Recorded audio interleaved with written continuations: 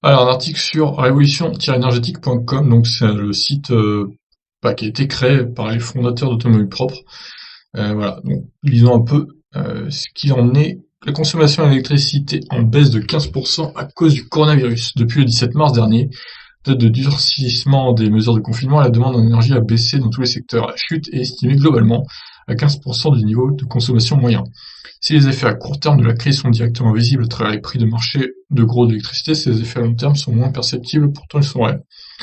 Le ralentissement, voire la mise à l'arrêt des pans entiers de l'industrie, du commerce et des transports, aéroports, TGV, métro, tramway, de même que la fermeture des cinémas, bars, discothèques, restaurants, centres commerciaux, bibliothèques, musées et annulation de tous les spectacles ainsi que des événements sportifs ont un impact très sensible sur notre demande globale d'énergie.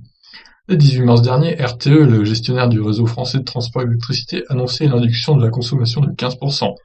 Avec la prolongation du confinement décidé de ce vendredi 27 mars, la tendance est vouée à se maintenir au moins jusqu'au 15 avril.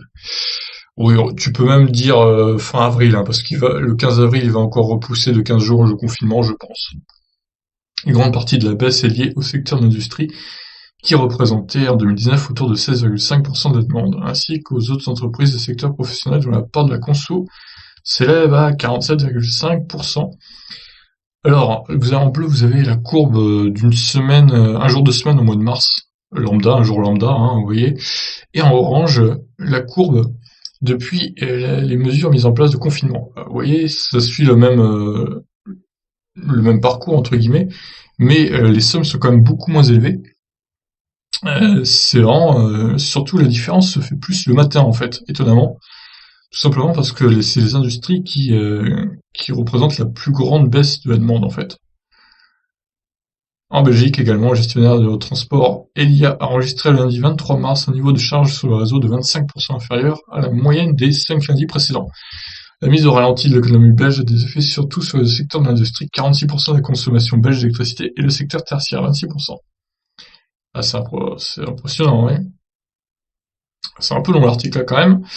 Malgré la crise du coronavirus et le confinement de bon nombre de salariés, les opérateurs français assurent que le fonctionnement des centrales nucléaires et thermiques est garanti, même avec 40% d'absentéisme en cas de pic d'épidémie, et que les réseaux sont en état de marche. À l'heure actuelle, aucune centrale nucléaire n'a été mise à l'arrêt à cause de l'épidémie.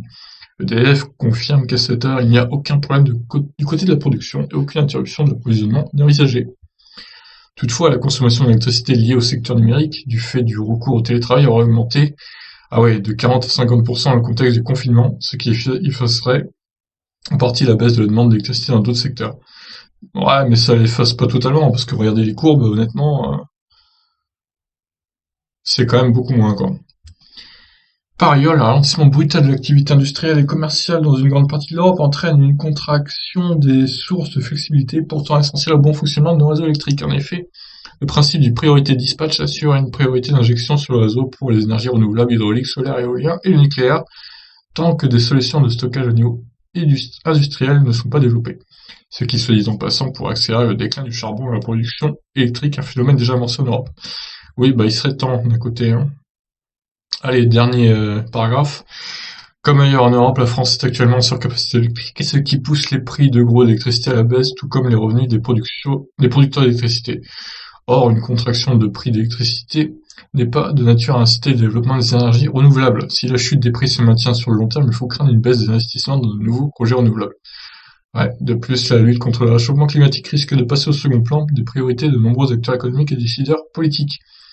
Tous les prix de l'énergie sont en berne actuellement, celui du gaz aligné sur le pétrole est en chute libre. Le prix de la tonne de charbon, malgré une hausse en fin d'année 2019, s'effondre sur le marché européen, passant de 24 € à 15 € la tonne le 23 mars dernier, du fait d'une baisse de la production d'électricité thermique. Et je rajouterai aussi le fuel, qui est, moi j'ai une maison, une chaudière au fuel du coup, dans mon patelin là, et le prix du fuel est passé de 90 centimes en janvier, le litre, et là c'est autour de 73 centimes. Vous voyez la baisse un peu, c'est impressionnant quoi. C'est pourquoi il est difficile d'anticiper sur le long terme l'évolution du prix de l'électricité car il interagit avec tous les autres composants du secteur énergétique, gaz, pétrole, nucléaire, électricité ne constituant que 25% de la conso finale d'énergie en France. Ah, c'était long, hein. Voilà, donc, de toute façon, plus le confinement va durer, plus il y aura de baisse d'électricité. Surtout que là, on vient de changer d'heure, du coup, il va faire jour plus tard, du coup.